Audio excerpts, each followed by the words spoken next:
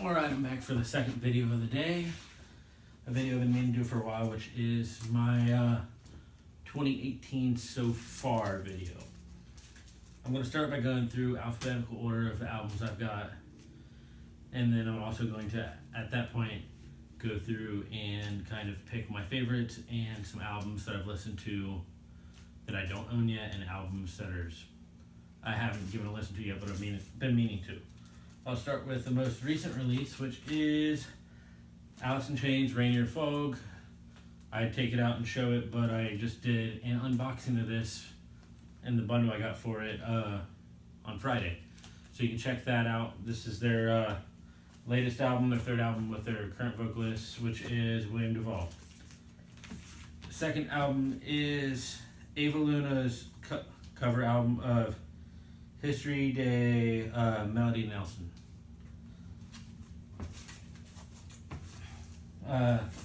I guess I can give a little bit of overall take on these first. With the Alice in Chains, I thought it was a great album. Probably the second best under William Duvall.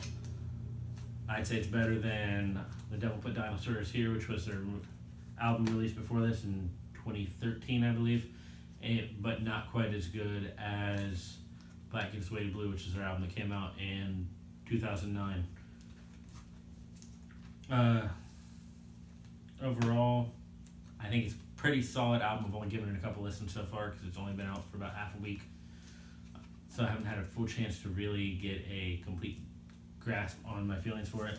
This one is completely in French, and I'm not bilingual, so it's one of those things where it's like I don't fully grasp what's going on language-wise. Musically, it's an okay album, not really my taste overall in style. Then we've got Dierks Bentley's The Mountain, which I feel is definitely an improvement over his most recent album before this, which was Black, which I felt was a lot of like bro country and just not very solid songwriting. This one I feel like goes back a little bit more towards somewhere between Riser, which was his album before Black, and it's also got little like tastes of bluegrass and folk like was on his album Up on the Ridge, which I feel like is still probably his best album. Really strong album, and what this album has what may be so far my favorite song of 2018, which is on side B, which is the song You Can't Bring Me Down. Then we've got Brothers Osborne,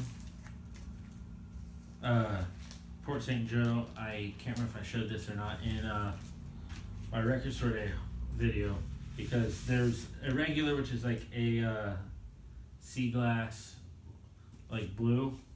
I went for the Record Store Day release, which is on this green, and I feel like there's some imperfections in mine because I think it's supposed to be a solid green, but I've got some black in mine as well.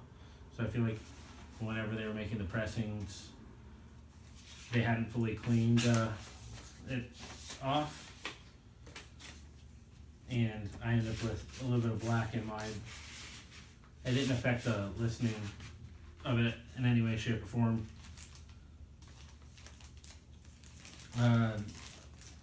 Overall, it's doesn't have as much rock in it as their first album, which was Pawn Shop. This one was recorded in Port St. Joe, which is the name of the album. It's in a small town in Florida, which is where the producer lives. So they recorded at his house. It's got definitely more relaxed, chill beach vibe to it. It's one of those albums that during the summer you drive with the windows down to it.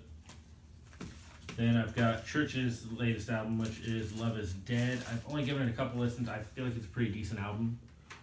I need to give it more listens. I don't think it's quite as good as Every Open Eye, which was their album prior. It's on this gorgeous blue.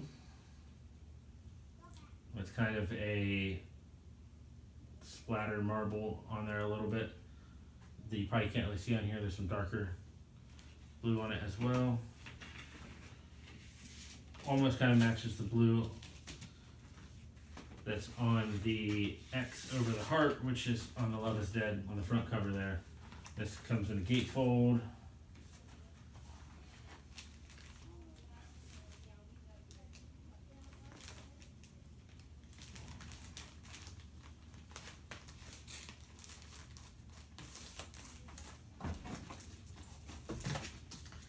Then we've got Death Cab for Cuties. Thank You for Today, which is their latest album. I don't feel like it's their strongest. It's one that I can definitely feel was growing on me because their first single off of it, which was Gold Rush, was not a huge fan of it. I've only given it a couple listens. It came out a few weeks ago. Summer Years was pretty decent. I liked Autumn Love. It's not quite, doesn't have as much of an indie rock as it is. It's got some pop to it. This one is a completely clear, see-through vinyl. One thing I do like about the packaging, because it's got like the open window look to it, like this. This is just the liner notes, but it's got like the window on this side. It's got like a sunny and cloudy look. On this side, it looks like the ocean. So it's kind of like a double look to it, whichever, I guess, side you're more feeling it. Could be whatever side you set the cover for.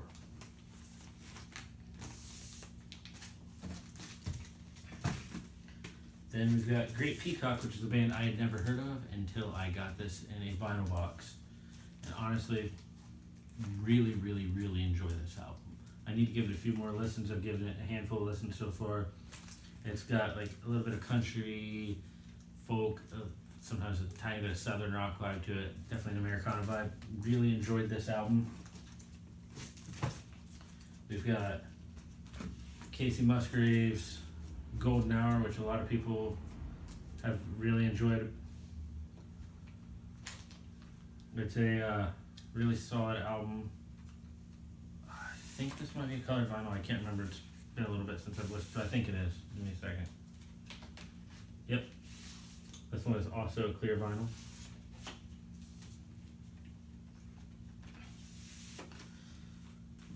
My major, I guess it's not really a major complaint, is she is considered a country artist, and this isn't really a country album, which unfortunately seems to happen a lot these days.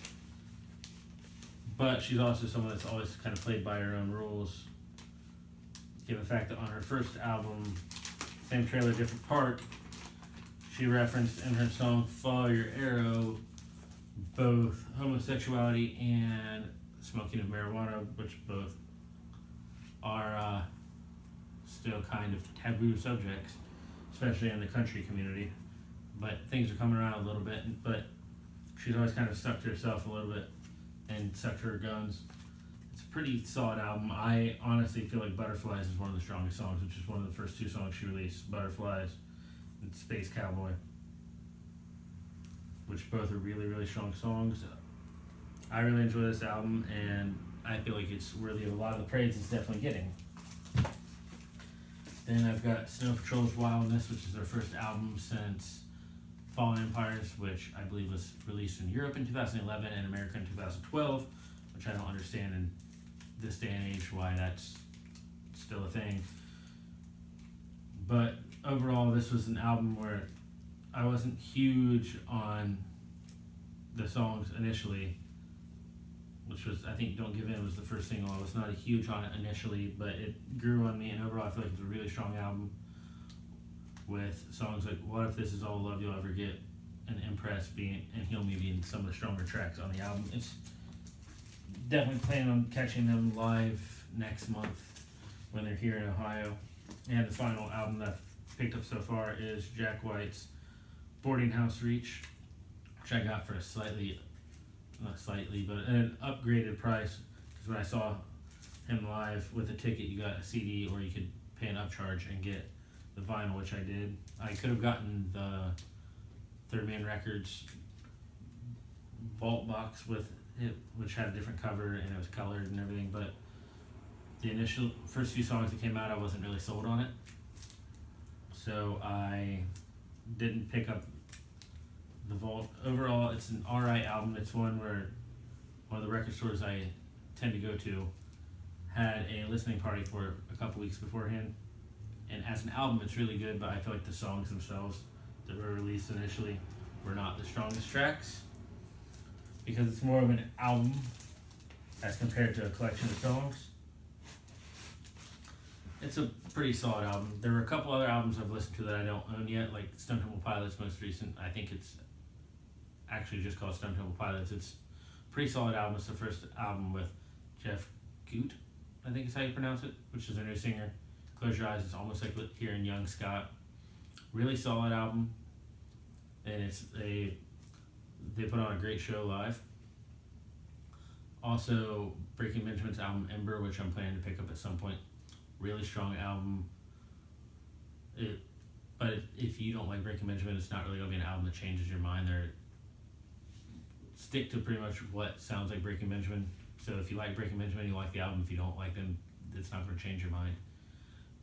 Also, Frank Turner's Be More Kind came out this year, which, like his album before that, Positive Songs for Negative People, it's got a more uplifting message to it. I think it's a pretty solid album. I've got to give it a few more listens before I really decide if I want to pick it up on vinyl or not, but it's definitely a pretty decent album, and it's got more of a good, uplifting, like, come-together message for it. Then there's also, I think it's called Year of the Tiger by Miles Kennedy, the singer from Alter Bridge. His album came out this year. I haven't had a chance to listen to it yet, and I know there's a couple other albums that have come out that I haven't had a chance to give a listen to. Oh yeah, and I also forgot that Cody Jinks's Lifers came out last month. It's a really solid album. I don't necessarily know if it's his best album, but it's definitely a pretty good album. I'm planning to pick that one up, especially if I'm able to get a hold of one of the Vinyl Me Please exclusive pressings of it that's supposed to be coming out. And so far there's only one more album for sure that's coming out this year that I'm looking forward to, which is Eric Church's Desperate Man, which comes out October 5th. I think it's going to end up being like his previous album, Mr. Misunderstood, where it's really a collection of different genres. It's not purely country. It brings in a lot of different styles, and it probably end up being a strong candidate for Album of the Year. But we'll see once that comes out. And also, Ward Davis is supposed to be having an album coming out hopefully this year. We don't know. I know he recorded it. I think Colter Wall might have put out an album this year. I can't remember. So I need to check that one out. And Tyler Childers, I think, also either came out with an album or is coming out with an album that I need to check out. But overall, when it comes down to favorite albums of the year so far, at least of the ones I own, the shining albums for me that I own are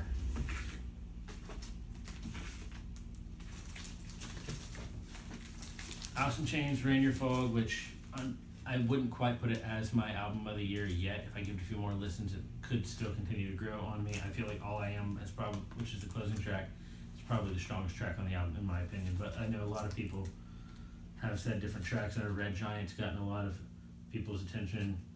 Drone maybe has as well. The three singles that have come out before the album, which were The One You Know, So Far Under, and Never Fade, all three great songs. The Mountain by Dierks Bentley is up there. It's Burning Man, which is featuring Brothers Osborne. One of the stronger tracks of the year. The Mountain is a great song.